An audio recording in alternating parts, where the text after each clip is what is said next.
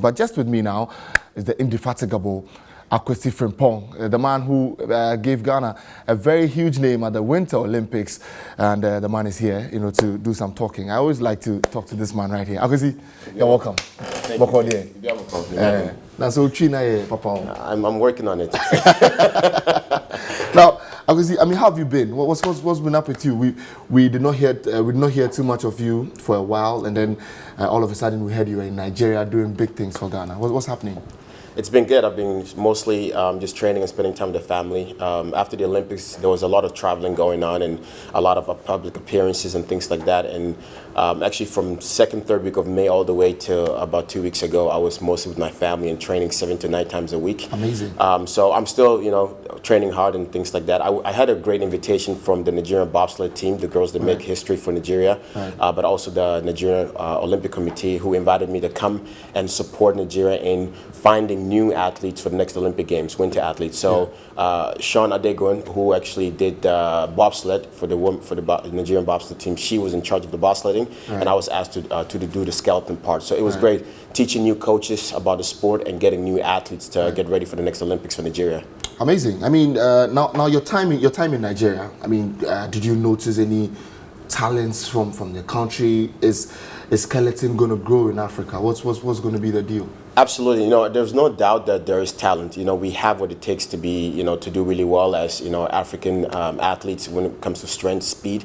So that's already there. I wasn't too surprised about that, but also how disciplined they were. And some of them picked up really quick. We did some clinics with them on a wooden sled with wheels, and they picked it up really quickly. And obviously sliding is just something that they have to do later.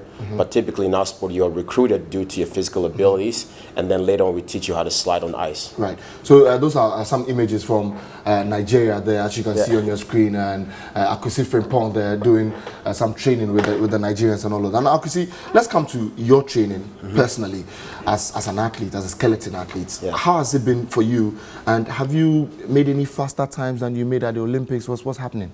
Absolutely. In 2018, it was definitely not an easy year. I hired a coach on, the U.S. coach, one of the best coaches in the USA, Zach Lunt, former Olympian himself as well, been 20 years into the sport. And he was able to help me go from the year before 99th on the world ranking, so like a top 100 in the world ranking, all the way to 67, which means we're beating some athletes from Russia, from Canada, from U.S., from Korea, some colder countries. So it definitely showed that if you have the resource, the right coaching, and the right structure, that a lot of things can happen.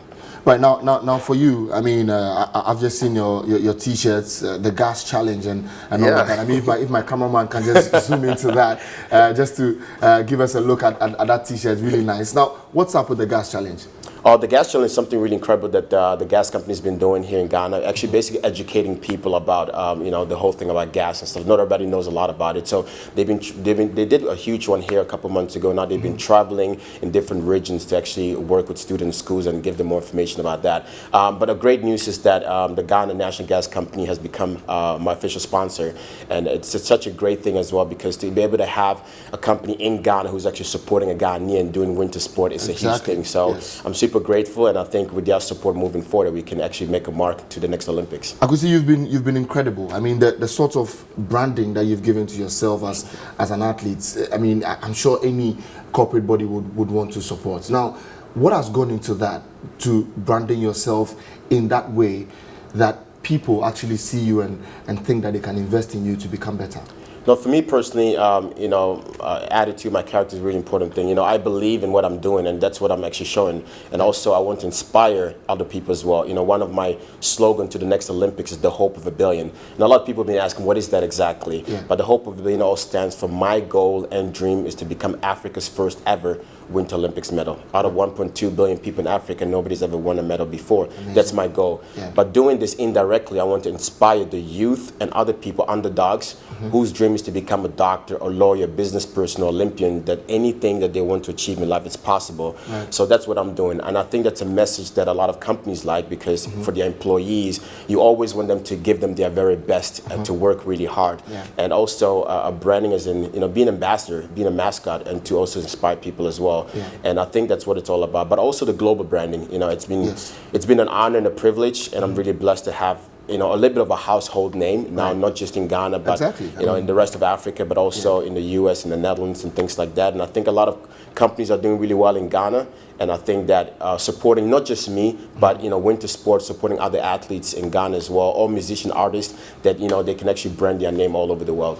Great. Akwasi Frimpong there, I mean, very, very great gentleman there. I really love talking to Akwasi Frimpong. Now, Akwasi, I mean, how's the family? How's Auntie Esther? And everybody's doing really good. My mom is doing great, my dad is doing great, my brother, but mostly my wife and daughter are, that's my center. I think that's the fundamental of everything else. Right. Without them, I wouldn't be where I am today, and I'm super grateful to have them in my life. And I've been having such much joy with Ashanti. Trying to speak Twi with her, trying to speak Dutch, English. It's really hard. Just believe me. But Ashanti is such a really smart girl, and she definitely has the sassiness of being a Ghanaian. She's definitely sassy. Right.